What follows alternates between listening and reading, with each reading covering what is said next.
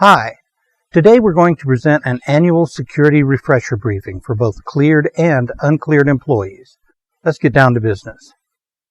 The National Industrial Security Program Operating Manual, or NISPOM, requires that cleared employees receive an initial security briefing and then receive refresher training annually. The initial briefing must cover certain topics, and refresher training must reinforce the information provided in the initial briefing. This video was created to not only reinforce the initial briefing that cleared employees received, it is also intended to raise the awareness of your uncleared employees. Let's look at what we're going to cover today. First, we'll talk about the threat. Next, there'll be a short note about defensive security briefings. Then we'll review the security classification system. We'll cover employee reporting requirements. And finally, we'll talk for a few minutes about security procedures at your facility. If there's one reason why uncleared employees should also attend security training, it's our first subject, the threat. It's important that all employees at your facility be aware that your organization is a target, and the threat will not particularly care whether they contact a cleared employee or an uncleared one. The threat will be happy to get anything useful, not just classified information. They'll take anything of value. That would include technology, trade secrets, intellectual property, any kind of data of value, contact information, logins, passwords, anything. They're looking for any pieces of the puzzle. The pieces don't have to be classified or even seem to be all that sensitive. They need the dots. They can connect them later. Who is the threat? The threat is anyone who has the potential to do us harm. These threats become very real when they not only have the potential, but the intent and the capability to harm us. These are the dangerous threats. So who are these threats? They are foreign intelligence services. They could be from any country. There is no such thing as a friendly foreign intelligence service. If you have technology worth anything, any country would happily help itself to that information. You need to be cautious and prudent. The loss or compromise of trade secrets, technology, or intellectual property could be just as devastating for your company as the loss of classified information. A compromise could be fatal to your business, and that could be the end of your career. So the threat could be foreign military or foreign businesses.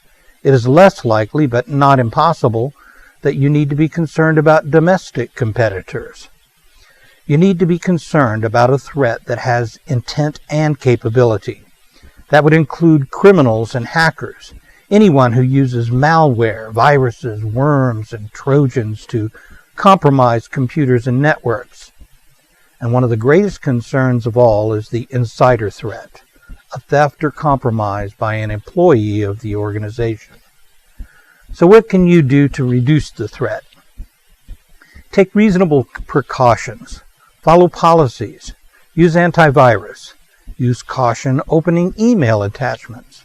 Be careful about how messages are addressed, especially anything going outside your own organization. If in doubt, don't hesitate to ask. If you see something that doesn't make sense or doesn't seem right, report it. If your computer gets a virus, pull the network cable. Be aware and report anything that seems out of the ordinary. We'll talk more about reporting in a few minutes. The term defensive security briefing applies primarily to cleared employees who travel, especially if they travel overseas. Different customers may require you to report any travel outside the U.S.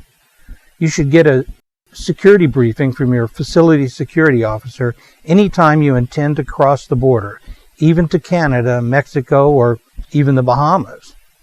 This is especially true if you're taking a company laptop with you or any confidential or proprietary information.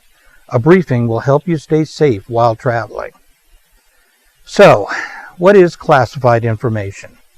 Classified information is information that could damage the national security if it fell into the wrong hands. There are three basic categories of classified information: confidential, secret, and top secret. Confidential information, if compromised, could cause damage to the national security. Secret information, if compromised, could cause serious damage to the national security. And top secret information, if compromised, could cause exceptionally grave damage to the national security. Some facilities work with other types of classified information, such as restricted data and formerly restricted data. You should know if your facility works with these kinds of classified information. Yet other facilities work with other types of sensitive and protected information. The same general principles apply for safeguarding the confidentiality and privacy of information and data. Whether the issue is classified information or sensitive but unclassified, your organization is responsible for safeguarding information entrusted to it, so you have to act responsibly. There are some reporting requirements that deserve elaboration and explanation. Cleared employees must report certain types of change, incidents, or information as part of their agreement with the government to safeguard classified information.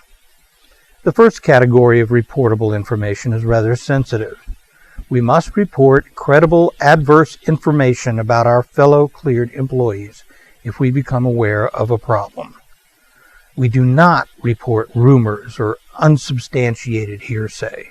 We do report credible derogatory information such as criminal activity, loss or compromise of classified information, drug use, alcohol addiction or abuse, mandatory referral to a rehab program, failing a rehab program, refusal to go to rehab when ordered, a DWI, gambling addiction, family violence, bankruptcy, or serious financial problems.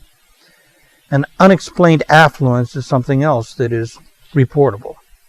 All of these things are things that you must report, because any of them could indicate that a person's ability to protect classified information might be impaired, or that employee's access to classified information might not be in the national interest.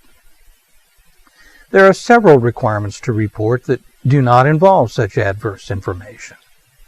Any change that could affect your clearance or clearance records should be reported. A name change, for instance. You would need to report if you develop a close and continuous relationship with a foreign national.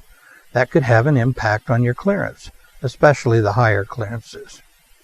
We've talked a lot about the threat, so it's rather obvious that you should report any suspicious contacts.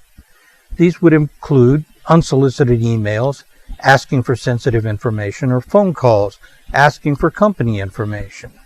You may be approached anywhere, but conferences, symposiums, and conventions are favorite places to target people with access to useful technology or information. Report these contacts to your facility security officer so they will in turn be reported to the correct authorities. Make sure you review your standard practice procedures and other security policies at your facility. And if you work as a contractor at a government facility or at another contractor's site, remember that you need to adhere to their policies while you're working at their facility. When in doubt, use common sense. Don't discuss classified or sensitive information in public, on the phone, or in unsecure email. Erase whiteboards after meetings. Clean off your desk and secure or shred everything before leaving work. Wear your badge and challenge anyone not wearing one. Security is no better than its weakest link. Don't be the weakest link in your organization. Thank you, and remember, security matters.